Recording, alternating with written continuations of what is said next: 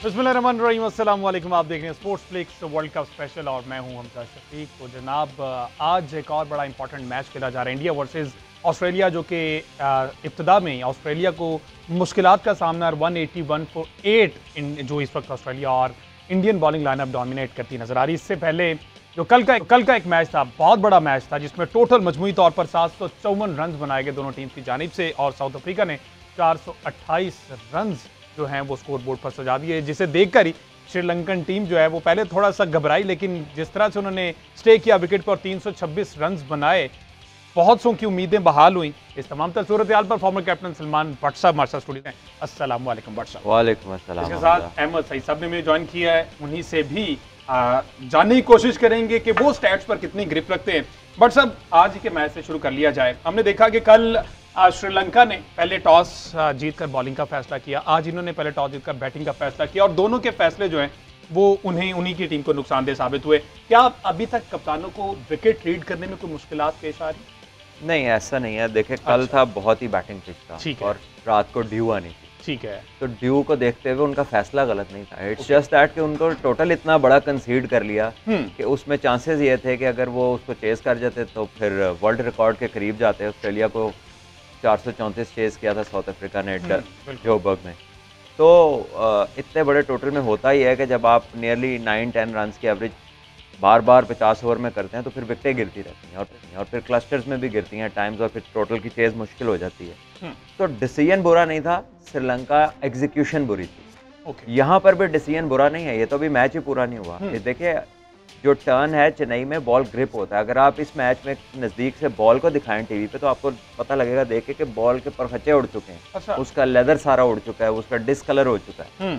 तो ये सरफेस का जो नेचर है वो बहुत एब्रेसिव है, उस पर रगड़ लगती है बॉल को प्रॉपर जब वो पिच होता है और ग्रिप मिलती है और वो टर्न होता है और शॉट मेकिंग इतनी ईजी नहीं है। तो ये जितना जितना यूज़ होता जाता है, जब बॉलर इस पर भागते हैं उसके स्पाइक्स लगते हैं तो ये और एब्रेसिव हो जाता है। तो ऐसे पिच पे अगर इंडिया भी टॉस जीती तो उन्होंने पहले बैटिंग ही करनी थी, लेकिन ये हाई स्कोरिंग जोन नहीं होती ऐसी। ठीक है, और यूजुअली ऐसा चेन्नई में होता है कि हाई स्कोरिंग मैचेस नहीं होते।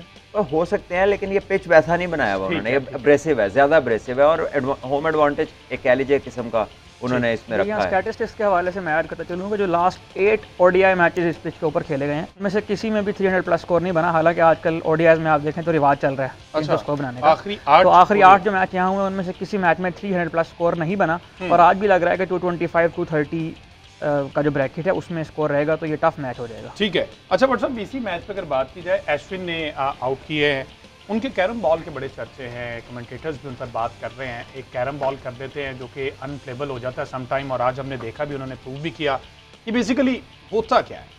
देखिए, कैरम बॉल हमजा, जो हम गली में टेप बॉल खेलते हैं, आप भी खेले होंगे, भाई भी खेले होंगे, तो जो टेप बॉल में बच्चे फिंगर करते हैं ना, जिसको फिंगर कहा जाता है, तो ये बॉल है आपके पास, तो आप इसको यूं ग्रिप करते हैं ना, तो इसकी जो ये वाली रिलीज है, ये फिंगर से या एक फिंगर से, ओके, तो वो पड़ के राइट हैंडर को बाहर निकलती है और लेफ्ट हैंडर को अंदर आ जाती है। अच्छा, अगर राइट हैंडर बंदा कैरम बॉल करे राइट हैंड से तो ये राइट हैंडर को बाहर और लेफ्ट हैंडर को अंदर आती है।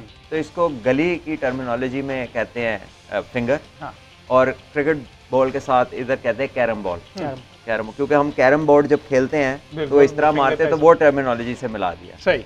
और यही इसमें इसको यही सेम चीज़ है, कोई एक फिंगर से करता है, कोई 2 फिंगर से। और दूसरा इंटायरली डिफरेंट थिंग है जो दूसरा तो फिंगर, दूसरा तो जो है ऑफ स्पिनर का बॉल, बिल्कुल ऐसे ही। हाँ, ठीक है जी। दूसरा ये है कि देखें, ऑफ स्पिन है ना, तो वो साइड बेस जब एयर में जाता है तो उस पर साइड स्पिन आपको नजर आती है, उसकी जो सीम है वो साइड स्पिन होती है। लेकिन जब आप दूसरा करते हैं तो दूसरा थोड़ा सा पीछे से निकलता है उंगलियों के, इसलिए उसकी पेस स्लो होती है एयर में। वो कभी भी ऑफ स्पिन की पेस से नहीं होता, वो स्लोअर देन ऑफ स्पिन होता है। और उसको प्रेडिक्ट करना मुश्किल है, और मॉडर्न प्रेडिक्ट करना नहीं। देखिए, आप ये कहना चाह रहे हैं कि उसको डिस्गाइज, उसकी जो पकड़ना कि बैट्समैन जो है, देखिए 2-3-4 चीज़ें हैं कि आप एज अ बैट्समैन अपने लिए क्या निशानी रखते हैं। एक तो जो स्लोअर आता है बॉल, वो आपको पता लगता है कि इसकी पेस में वाज़ेह फ़र्क है।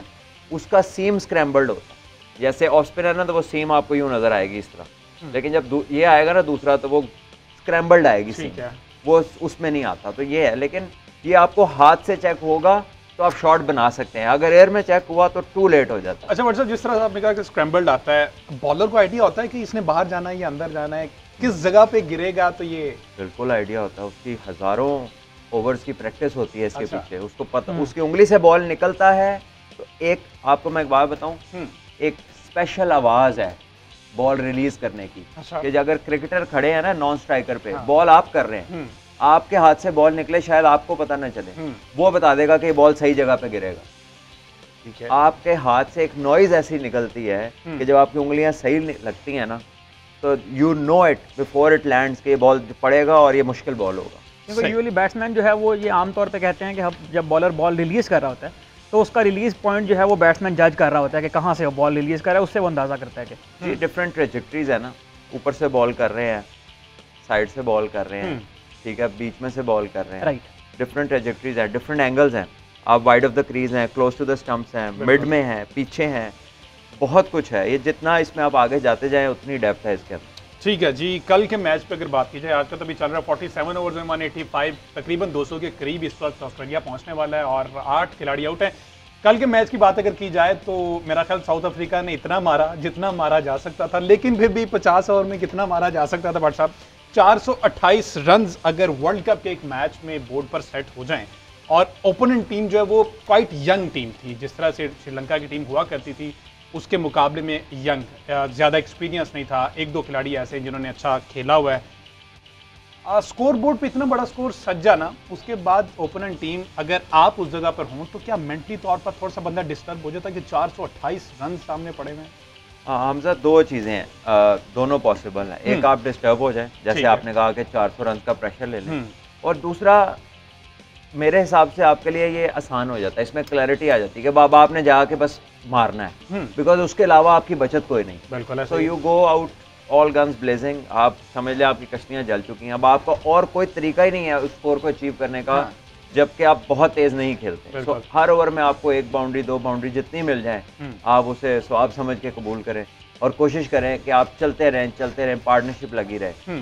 और आई थिंक कि इसमें ज़्यादातर इंडिया में जब दिल्ली में मैचेस होंगे, जब तक विंटर नहीं स्टार्ट होता, अच्छा। तो यहाँ पे हाई स्कोरिंग क्रिकेट जाएगी, क्योंकि ग्राउंड छोटा है, इसकी आउटफील्ड इतनी तेज है कि आप हाथ से बॉल रोल करते हैं तो उसे रोकना मुश्किल है बाउंड्री से पहले। ये इस कदर, कल भी ऐसे हुआ है कि 2-3 दफा लगा कि शायद फील्डर पकड़ लेगा, बिल्कुल, लेकिन वो वहां तक पहुंच नहीं सका। बिल्कुल ठीक है। बट सब आउटफील्ड की आपने बात की तो लगे आती है पूछ ही लूँ मैं। आउटफील्ड वैसे आपने इंडिया में खेला हुआ है मुख्तलिफ ग्राउंड्स में, आउटफील्ड सबसे ज़्यादा फास्ट आपको कहाँ की दिखाई दी? क्योंकि हमने कल देखा कि धर्मशाला में आउटफील्ड मेरे ख्याल वो रेतली ज़मीन है, वहाँ पर मुजीब जैसे स्टक हुए, और कल यहाँ की आउटफील्ड हमने देखी, खासा फ़र्क नज़र आया। तो कहाँ की ईजी आउटफील्ड है? देखिए वो एक, अच्छा बट साहब अगर आपकी इजाज़त से इसी क्वेश्चन में मैं थोड़ा सा इलेबोरेट कर दूँ, इसमें सिर्फ मसला धर्मशाला का नहीं है। मेरा ख्याल है पहले मैच में जो अहमदाबाद में मैच हुआ था उसमें डीवन कॉनवे जो पहला चौका जब वो रोकने गए उस वक्त भी उनका घुटना वहाँ स्टक हुआ था, और कल मुजीब का घुटना भी जो है वो एक बड़ी इंजरी से बच गया। जोनाथन ट्रॉट ने उसके बाद प्रेस कॉन्फ्रेंस में भी उन्होंने जो है वो इसके ऊपर बात की।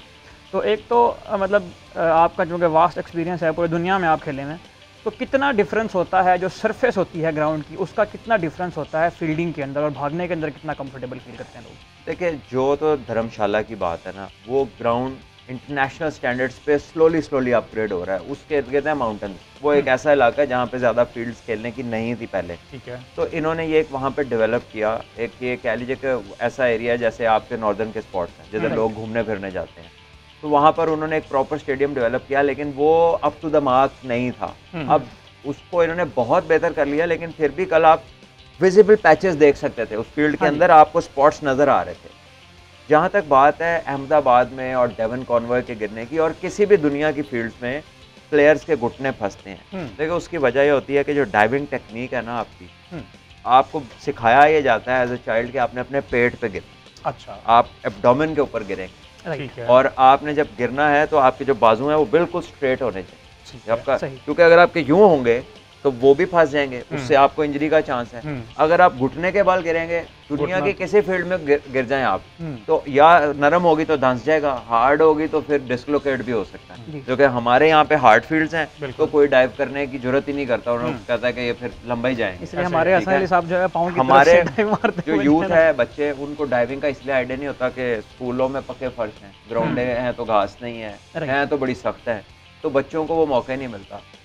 वेस्टर्न साइड्स पे जो है लोग, इनका ये है कि ये रग्बी खिलाते हैं, इनके बच्चे फुटबॉल और रग्बी खेलते हैं, जहाँ पे ग्राउंड लश ग्रीन होते हैं, सॉफ्ट होते हैं, कि इनको डाइव की आदत होती है, सही, वो डेवलप हो जाते हैं एथलेटिकली। इंडिया में भी हमारे वाला इशू था, ये तो अब आके उन्होंने अपग्रेड किया आईपीएल में ग्राउंड कुछ सालों से, लेकिन वहाँ पर भी आप देखिए तो आपको ये मसला नजर आता है। और ये अहमदाबाद वगैरह में है आउटफील्ड सॉफ्ट, नई ग्राउंड्स हैं, ये कह लें कि आप जदीद बनी हुई हैं टेक्नोलॉजी के ऊपर, यहाँ पे आउटफील्ड सॉफ्ट है, तो जब भी आपका घुटना लैंड करेगा तो अच्छी आउटफील्ड में वो धंसेगा और उसमें आपका इंजरी का चांस है, चाहे आप ऑस्ट्रेलिया चले जाएं, चाहे आप जहाँ मर्जी चले जाएं। अच्छा, आपने जो बेसिक लेवल पर बात की है, अभी जो आपकी ट्रेनिंग चल रही है यहाँ पर बच्चे ट्रेन कर रहे हैं, कुछ तब्दीलियाँ लेके आ रहे हैं आप अगर ग्रास रूट लेवल से? हमजा हम लोगों के ना यहाँ ग्राउंड्स हैं सख्त, तो हमें जब डाइविंग की प्रैक्टिस करानी होती है तो उसके दो तरीके हैं, या तो हम रखते हैं फोम बड़ा, ओके, और उसके ऊपर बच्चों को डाइविंग की प्रैक्टिस कराते हैं ताकि वो इंजरी फ्री रहें, ठीक है। और जो उससे जो बड़ा एज ग्रुप होता है जो फिजिकली स्ट्रांग होते हैं, तो उनके लिए फिर हम एक बड़े पैच में अच्छा खासा पानी लगाते हैं ताकि जब वो गिरें तो वो स्किड कर जाए और उसके ऊपर डाइव करवाते हैं। तो ये दो मेथड्स हैं जो यूज़ होते हैं, यहाँ तक कि इवन एनसीए में भी ये यूज़ होते हैं। अच्छा, आपकी जो पाकिस्तान टीम की जो ट्रेनिंग है, जब अकेडमीज लगती हैं, तो वो भी फोम रख के करना पड़ता है, क्योंकि हमारा तो कदाफी स्टेडियम भी हार्ड है फील्ड बहुत। जब सीजन शुरू होता है ना, जब बहुत उसकी केयर टेकिंग हुई होती है, तो वो पहले चंद दिन वो होता है सॉफ्टवेयर साइड पे, लेकिन हमारे यहाँ धूप की स्ट्रेंथ इतनी है कि उसको सख्त कर इसमें आएगा सरफेस के अलावा एक इशू और भी होगा हमजा, कि अगर खुदा ना खास्ता इस किस्म की इंजरी हो जाए तो हमारे पास मेरा ख्याल है कोई ऐसा कोई स्पोर्ट्स, हमारे पास एक्सपर्ट्स भी नहीं है डॉक्टर जो टिपिकली स्पोर्ट्स की इंजरीज को देखते हों, तो ये कह लीजिए कि जो हमारा रिकॉर्ड है अपने प्लेयर्स की इंजरीज को लुक आफ्टर करने का, वो वही है जैसे वो गांव में किसी कोई बीमारी होती है ना, वो कहते हैं नहीं बचना, इसको लाहौर ले जाओ। तो वो यहाँ से भी फिर बच्चा जो है ना, वो उसको इंग्लैंड ही देख रहे हैं हम जाते हुए। ठीक है जी। अच्छा जी, कल के मैच में बहुत से रिकॉर्ड्स बने, 3 रिकॉर्ड्स तो प्रोमिनेंट हैं, जिसमें जनाब एक ही मैच में वर्ल्ड कप के रिकॉर्ड्स हैं, एक ही मैच में 3 खिलाड़ियों ने सेंचुरी स्कोर की।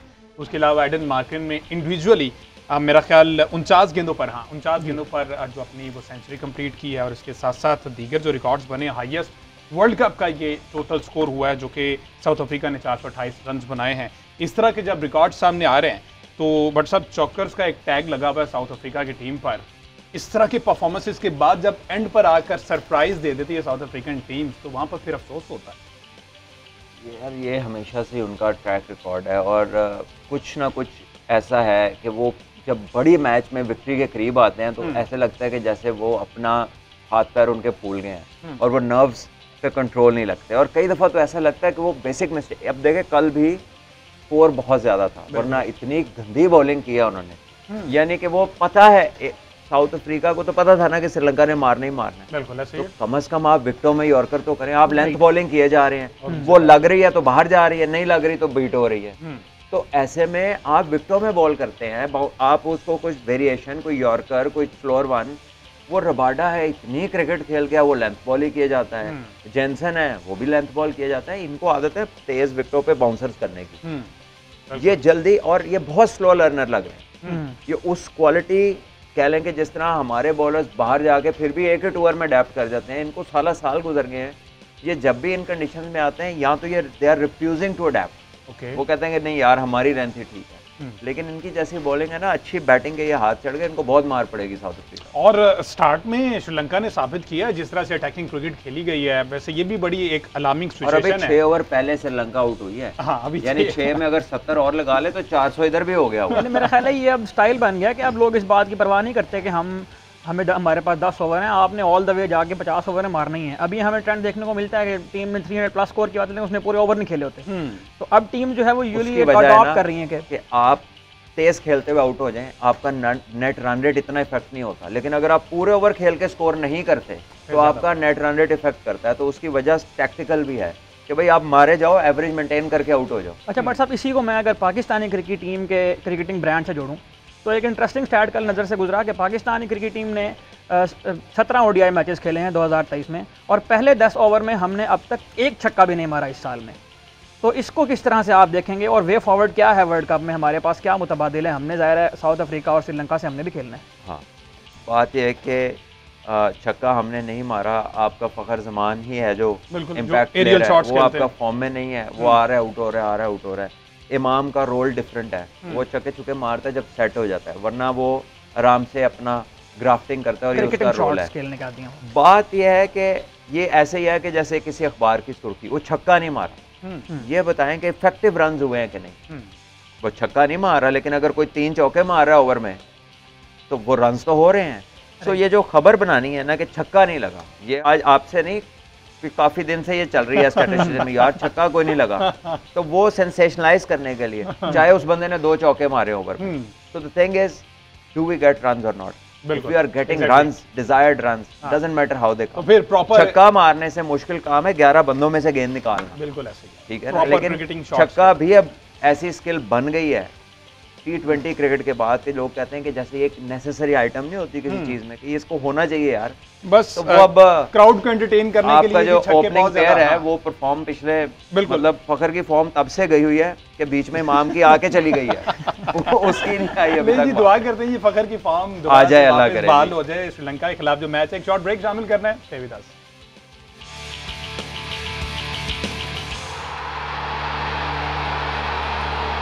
तो जनाब 199 पे ऑल टीम आउट होगी ऑस्ट्रेलिया की और 4 बॉल्स अभी रहते थे। लेट्स सी ये मैच किस तरह को जाता है। जिस तरह से ये आउट हुए हैं, भट्ट साहब से जानते हैं। भट्ट साहब, ऑस्ट्रेलियन जो है वो कम्प्लीटली उन्हें पता ही नहीं चल रहा था कि स्पिन को किस तरह से खेलना है। ये जस्ट लाइक टेनिस बॉल जो क्रिकेटर होते हैं उस तरह का बिहेव कर रहे थे। देखें इसमें ना पेशेंस जो है ना वो कुंजी है इससे बचत। बिल्कुल, अगर आप एग्रेसिव हैं बाय नेचर और आप ऐसी पिच पे फंस गए हैं जहाँ पर शॉट्स ऑन ऑफर नहीं है या बॉल बल्ले पे ट्रू नहीं आ रहा, कभी रुक के आ रहा है, कभी तेज आ रहा है, तो ऐसे में फिर आपको आखिर तक खेलना है। आपका टारगेट फिर हो जाता है कि 50 ओवर पूरे खेलने हैं और 225-30 करना है। उसमें होता ही है कि जब आप एंड में पहुंचते हैं ना तो आपके 25-30 ज्यादा बनते हैं और 260-70 पे बात पहुंच जाती है। ठीक है, तो वो इस पिच पे मैच विनिंग टारगेट। अच्छा बट साहब, पिच रिपोर्ट में आज ये बात हो रही थी कि ये 2 पेस विकेट है, डबल पेस विकेट है, तो हमारे जो शायकीन देख रहे हैं उनको अगर आप एक्सप्लेन कर दें कि ये 2 पेस विकेट क्या होती है। क्योंकि मेरा ख्याल है जो कोलंबो में जो मैच हमारा पहले बारिश की नज़र हुआ था जिसमें शाहीन आफरीदी ने आउट किया शुरू में, उसके बारे में भी कहा गया था कि बॉल ज़रा फंस के आता है। और ये 2 पेस विकेट को ज़रा प्लीज़ एक्सप्लेन कीजिएगा हमारे शायद। देखिए 2 पेस पिच जो है ना उसके वेरियस रीज़न हो सकते हैं। एक तो हो सकता है कि वो उसके अंदर पैचेस हों जो थोड़े डैम्प हैं और पैचेस हों जो बिल्कुल हार्ड है, जहाँ उसके ऊपर कहीं घास है कहीं घास नहीं है, कहीं से वो रफ है कहीं से वो स्मूथ है। तो ये सारी वो वजूहात है जिसकी वजह से पिच जो है ना वो जाहिर है जब बॉल एक सरफेस पे पड़ता है उसका रिएक्शन और है, जब वो दूसरी सरफेस पे पड़ता है उसका रिएक्शन और है। और अगर एब्रेसिव पिच है जो आज की पिच के बारे में खुरदरा जिसे कहते हैं हम अपनी ज़ुबान में, तो जो नया बॉल अगर आप पकड़ेंगे अगर उसकी स्लाइप लगेगी तो वो बॉल थोड़ा रुक के आए, और अगर उसका लेकर या उसका जो कैलेपेट है बॉल का जो वाइटर पार्ट है लेदर, वो जब तक नया है तो वो लग के स्किड करेगा, लेकिन जैसे ही वो पुराना होएगा तो वो और रुकना शुरू हो जाए। और जो हमने देखा कि ऑस्ट्रेलिया के बैटर्स जो थे जैसे जैसे इनिंग चलती गई शॉट मारनी मुश्किल होती है। ओवर 15 से लेकर ओवर 29 तक एक जो है वो चौका लगा सिर्फ इन 14 ओवरों में। ऐसे पिच पे और ऐसे एब्रेसिव जगह पे बेहतरीन होता है कि आप पहले 10 ओवर में जितने रन कर लें वो आपकी एक कह लें कि वो आपके रन बल्क में बन जाते हैं। उसके बाद फिर आपको स्लो होना, ये पैटर्न उल्टा चलता है मैच का। राइट, इसमें ये होता है कि शुरू में तेज खेल लो आगे फंस जाएंगे। इसमें ये फिर यहाँ पर इसमें एशियन टीमों को आप देखेंगे कि वो आखिर में लॉन्च कर सकती हैं क्योंकि उन्हें आदत होती है। हमारी क्लब क्रिकेट में ऐसी पिचेज ही होती है जहाँ पे फंसता है रुकता है तो वो अडेप्ट करते हैं। ठीक है जी, ऑस्ट्रेलिया इसके लिए बहुत मुश्किल है। और सीखने सिखाने की बात हो रही है तो मुझे ज़रा ये भी बता दीजिएगा, जो जनूबी अफ्रीका के खिलाफ श्रीलंका को स्लो ओवर रेट पे जुर्माना आयद कर दिया गया और ये 10% मैच फीस है, ये क्या इसमें क्या चीज़ें यूज़ होती हैं? क्योंकि हमने देखा कि इतने शॉट्स लग रहे थे, बॉल बाहर से लेके आना और फिर से दोबारा से करना, एक तो यहाँ पे टाइम लगता है, तो फिर ये क्या मैकेनिज्म है कि आपका स्लो ओवर रेट का? देखिए ये चीज़ें ना अकाउंट में ले रहे होते हैं जो अंपायर्स है ना, वो टाइम नोट कर रहे होते हैं और उसमें ये जो बॉल का वेस्टेज है ना कि बॉल बाहर गई और आया, वो जो टाइम वेस्ट है वो भी कर रहे होते हैं और फिर वो आखिर में उस सब का हिसाब करते हैं। 4 मिनट्स में एक ओवर करना होता है, तो 50 into 4 आप देख लें, आपके 3.5 घंटे। 4 मिनट फॉर बोथ स्पिनर और फास्ट बॉलर दोनों के लिए इक्वल एक ओवर जो है ना वो 4 मिनट में कंप्राइज करेगा। उन्होंने कोई एवरेज उसकी ऐसी बनाई हुई है। तो उसमें कुछ बॉलर होते हैं जो 4 मिनट में ओवर आराम से कर देते हैं, कुछ बॉलर होते हैं जो अच्छा टाइम लेते हैं और जिसके लिए पूरी टीम परेशान होती है कि यार इसको कोई जल्दी करे, इसको कोई जल्दी करे। जो इतना लंबा रनअप लेने जाते थे वो भी 4 शोएब भाई का एडवांटेज ये था ना कि वो टीम आउट कर देते थे तो उसमें था कि काफी टाइम बचा भी देते थे। तो वो उसका तो नहीं, लेकिन एक भाई होता है जो बहुत दूर से आता है और जाता भी दूर है यानी वो आने में भी देर लगाता है और जब उसका बॉल पकड़ के लाओ उसमें भी देर लगती है तो वो फिर टीम को वो जरा दुखता है। इसमें ये पॉइंट भी मेरा ख्याल है होना चाहिए कि स्पिनर्स जब यूजुअली होते हैं वो जब रिदम में हो तो वो 3-3.5 मिनट में भी ओवर निकाल लेते हैं वो जब। हाँ जी, इससे भी तेज पाकिस्तान के एक अंपायर रहे हैं बड़े मशहूर, नज़ीर जूनियर, वो टेस्ट क्रिकेटर थे। उनका वर्ल्ड रिकॉर्ड है, उन्होंने 55 या 56 सेकंड में टेस्ट मैच में ओवर किया, पूरा ओवर सेकंड्स जी 55 सेकंड में, खुद उन्होंने, ऑफ स्पिनर थे वो। अच्छा, तो आप अंदाजा लगा लीजिए होगा कीपर और बॉलर ही थे बस। मतलब अमेजिंग टाइम है ये वर्ल्ड रिकॉर्ड है। नाइस। अच्छा जी, थोड़ी सी बात कर ली जाए, बट सब बड़े स्ट्राइक रेट पे बात चल रही है। कल जिस तरह की अटैकिंग क्रिकेट खेलेगी साउथ अफ्रीका की जानिब से, एडन मार्करम ने 196.29 के स्ट्राइक रेट से खेला, और जिन्होंने भी सेंचुरीज की हैं उनका भी 98 का वेंदर डुसन का है, और इसके अलावा अगर और सेंचुरी जिन्होंने की है उनका 119 का क्विंटन डिकॉक का। अगर कंपैरेटिवली देखा जाए तो ये बॉदर करने वाली चीज़ है पाकिस्तानी बैटर्स के लिए। पाकिस्तानी बैटर्स क्यों इससे बॉदर होंगे? It is very related to the pitch you are on batting on, और किस ग्राउंड में है, और आपके सामने बॉलिंग कौन सी है। देखे ना, अब ऑस्ट्रेलिया को भी परेशान हो जाना चाहिए यार, वो कल 400 है, हमसे 200 नहीं हुआ। लेकिन यहाँ अगर साउथ अफ्रीका की टीम ले आए तो पता चले 200 भी ना हो इस बॉलिंग के आगे। ठीक है। सो ये बड़ा मैच सेंट्रिक है, पोजीशन सेंट्रिक है, पिच कैसी है, दिन कैसा है, फैसला क्या हुआ, चाहिए क्या हमें, ये पहले से चीजें, ये स्टैट्स का हिस्सा नहीं हो सकती चीजें। Stats will only tell you half truth, the rest you have to discover. और ये जो कैप्टनसी है या टीम की स्ट्रेटेजी है, ये डे बेस्ड है, एवर इवॉल्विंग है, इसको आप पहले से कागजों में लिख के नहीं ला सकते। कप्तान क्यों इंपॉर्टेंट होता है, वरना तो वो बाहर से पर्ची दे दे हर एक को अपने अपने रोल की, तो वो जाके कर लें। आपको जो बंदा अंदर लीडर चाहिए ना, वो decision making on the spot के लिए चाहिए। सही। तो वो इस तरह एक इंफॉर्मेशन का क्लस्टर मिल जाता है जैसे ये हमें मिला हुआ लेकिन क्या जो हम सब कुछ बातें कर रहे हैं वो इसके अंदर है? नहीं। तो आपका जो बिल्डअप करने वाला है ना, वो तो अब आप ना हो तो ये कागजों पे तो शो नहीं होने लगा। एग्जैक्टली, ये चीज़ तो है। खैर 199, अब क्या लगता है ऑस्ट्रेलिया जो है वो डिफेंड कर पाएगा? टफ टाइम देगा, ऑल्दो टारगेट बहुत छोटा है, लेकिन टफ टाइम मिलने वाला है इंडिया को, provided that they are playing with 2 spinners. Australia एक ऐसी टीम है कि वो गिव अप नहीं नजर नहीं आता आपको। ओके। और इनकी खासियत दुनिया में यही है, ये किसी भी सिचुएशन में they don't give up, so they will fight. वो और बात है कि इंडिया बहुत हाई क्लास बैटिंग डिस्प्ले कर दे और आराम से जीत जाए, हंस के जीते, ऑस्ट्रेलिया उनको हरा दे, ये भी पॉसिबिलिटी है, क्योंकि लो स्कोरिंग थ्रिलर भी होते हैं। इंडिया जितनी हैवी लग रही है ना, उतना ही बड़ा प्रेशर भी कैरी कर रही है कि जी जीतो, एशिया कप जीते हो, वर्ल्ड रैंकिंग में ऊपर हो, अब जीत के दो वर्ल्ड कप। और होम ग्राउंड का प्रेशर हमेशा ज्यादा होता है, तो इंडिया पे प्रेशर ज्यादा है। इंडिया पे प्रेशर ज्यादा है जी। एक शॉर्ट ब्रेक शामिल करना, उसके बाद हमने पाकिस्तान वर्सेस श्रीलंका को भी थोड़ा सा डिस्कस करना है, क्योंकि अगला मैच पाकिस्तान का श्रीलंका के साथ है। Stay with us.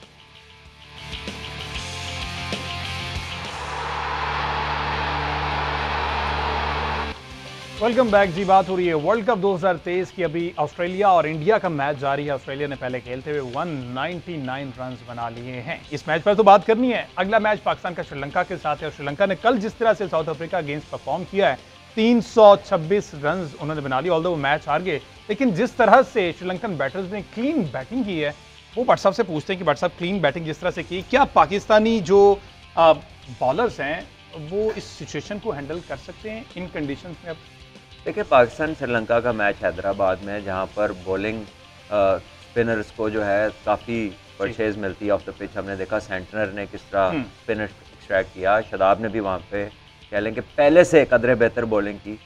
ऑल्दो के सामने कोई ऐसा टेस्ट नहीं था, कुछ सामने बैट्समैन श्रीलंका के तो बैटर स्पिनर को अच्छा खेलते हैं, लेकिन नीदरलैंड से आपको वो तवक्को नहीं करते। इसी तरह जो आप के फास्ट बॉलर्स हैं, वो भी यहाँ पर आप देखें कि देवर क्वाइट इफेक्टिव, बॉल स्विंग हो रहा था।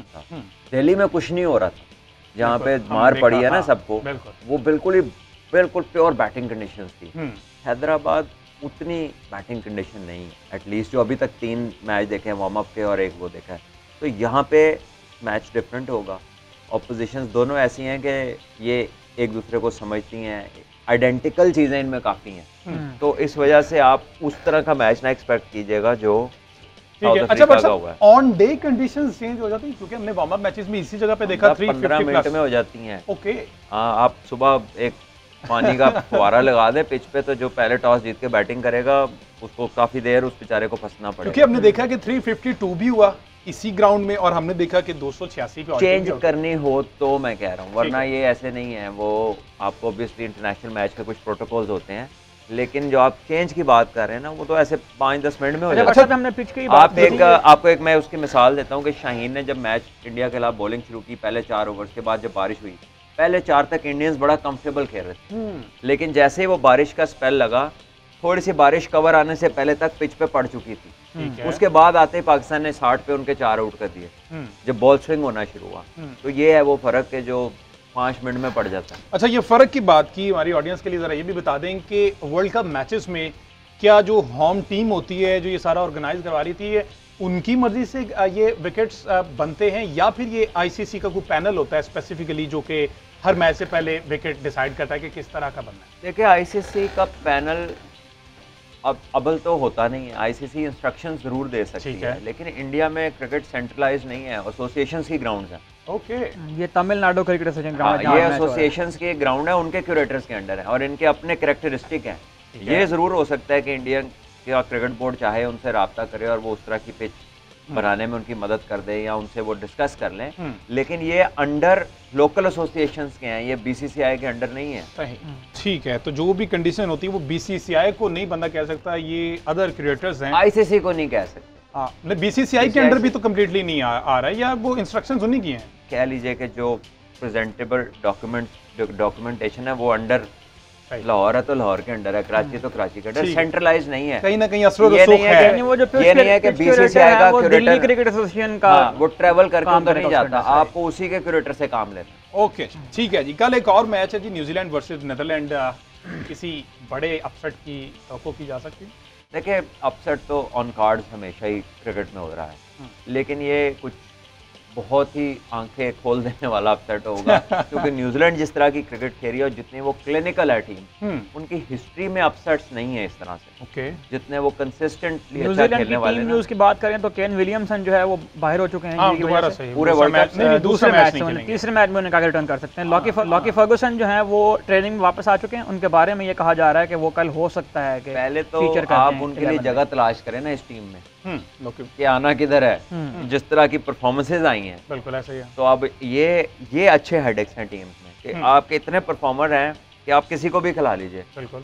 और कुछ टीमें हैं बेचारी वो स्ट्रगल कर रही हैं कि यार तू कब करेगा भाई, तुम कब जो नौजवान केन विलियमसन को रिप्लेस करने आया था उसने 96 बॉलों पे 123 मार दिया। 123 मार दिया, तो ये गुड हेडेक्स हैं। इम्पैक्ट क्रिकेट जो है वो केन विलियमसन से हम एक्सपेक्ट कर सकते हैं अगर उनको रिप्लेस करना भी पड़े तो? बड़े हिट्स, बड़े शॉट्स, अटैकिंग क्रिकेट? नहीं, देखिए अटैकिंग वो उसमें he has everything with him. आप अगर 2019 का वर्ल्ड कप देखें, उसने मैचेस फिनिश किए हैं, सिंगल हैंडेडली वो लेकर गया।